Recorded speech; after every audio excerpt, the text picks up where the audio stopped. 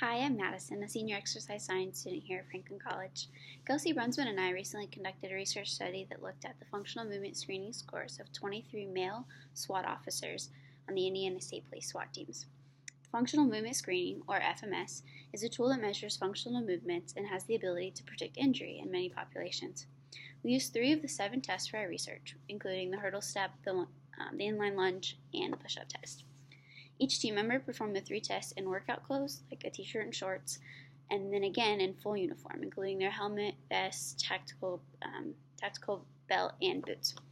We found that there was a significant difference between their workout clothes and their uniform for the inline lunge and the hurdle step, but we did not find any significance for the push-up. We had a few questions arise from our research study. The first one was, why did you choose these 3 specific tests? We chose to only do 3 tests just because of time constraints.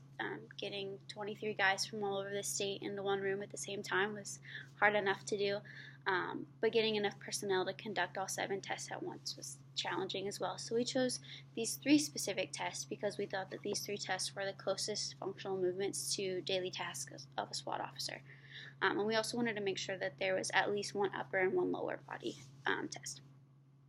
Another question was, if I'm the designer of the uniforms, how might I adjust these uniforms for better function?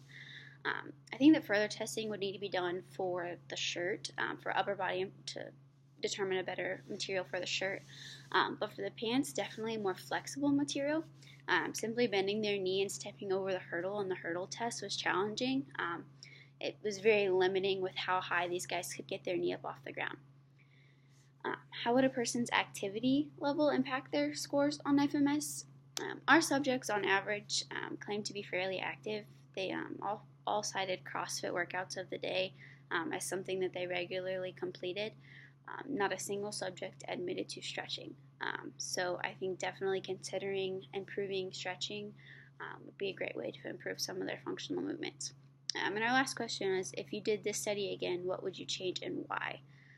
I would do all 7 FMS tests. I would try to get the personnel together for that and get that done. I think it would be interesting to look at their FMS tests as a whole. I also think it would be interesting to look at some sort of running, now seeing how limiting their pants were, seeing how limiting it is while they're running, if they were chasing a bad guy or something. I think a great follow-up study for this would be to look at these same 23 guys a year from now and see if they've experienced any injuries, and then retest them and see if they've been able to improve any of their test scores. Thanks.